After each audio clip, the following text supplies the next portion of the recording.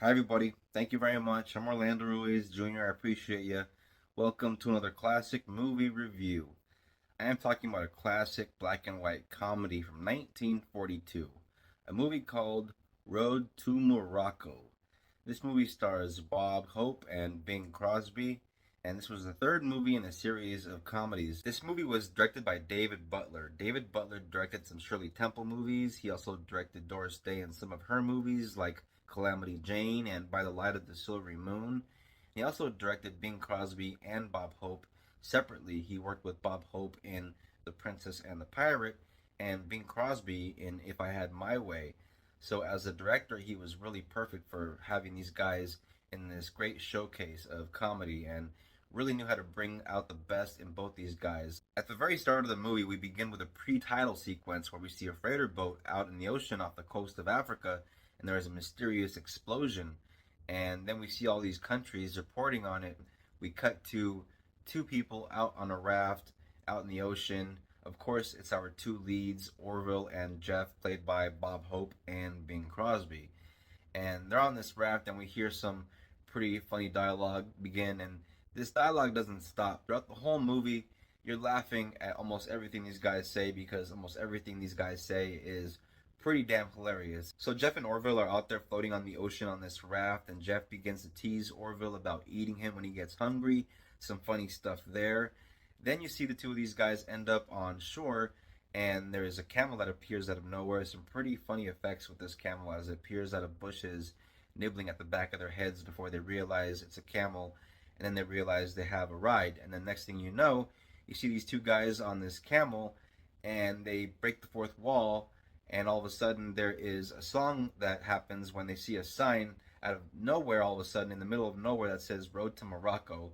And of course they're going to break out in the song singing about how they're on the way to Morocco. And there's all these great little meta moments where they bring up certain things that they're foreshadowing for the movie, like how they're going to meet Dorothy Lamour, which is the starlet who is in the film with them. Orville and Jeff arrive in Morocco, and they're walking around this outdoor marketplace, and they notice somebody walking around, and he's taking different items from different vendors, and he's acting a little off. And so they see that this guy is getting free stuff, and they decide, hey, why don't we try it? Basically, the guy that's getting all the free stuff from all these vendors at the market has like this mental retardation, and because all the vendors feel sorry for him, because as one of the vendors say, Allah saw it fit to take away or dim his wisdom, the two guys, Jeff and Orville, decide that they're going to take advantage and use that same thing and act retarded.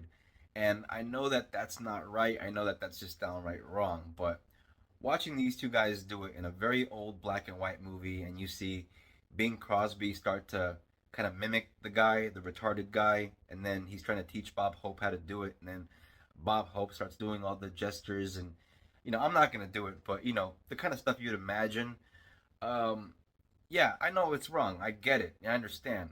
On the other hand, I'm sorry. Funny is funny, and if something's funny, I'm gonna fucking laugh. While Orville is still at the marketplace, there is a mysterious unknown person that is traveling through that is being held up in a box on a couple of sticks that are being held by men that are walking through the marketplace, and a curtain opens up right next to Orville as it's passing through, and this hand comes out and takes Orville's hand, and Orville is enchanted right away and just completely smitten with whoever this person is. This moment in the film with this mysterious person inside this box hiding behind these curtains is just a bit of foreshadowing for a character that we're going to see and meet later on in the film. There's a pretty funny scene of Bob Hope coming back in the form of the ghost of their Aunt Lucy. The ghost of Aunt Lucy actually appears quite a bit in the movie. She appears a few times, and I think the second time she appears, Jeff is walking down the street and he's supposed to be looking for Orville, and he gets a bit sidetracked when there's a pretty girl by a window, and Aunt Lucy sees him going up these steps to talk to her, and he's singing and being all happy even though he just sold his friend off in the previous scene, and a lightning bolt comes out of the sky from Aunt Lucy, kind of striking the stairs, and he realizes, oh shit, I better get back to looking for my friend.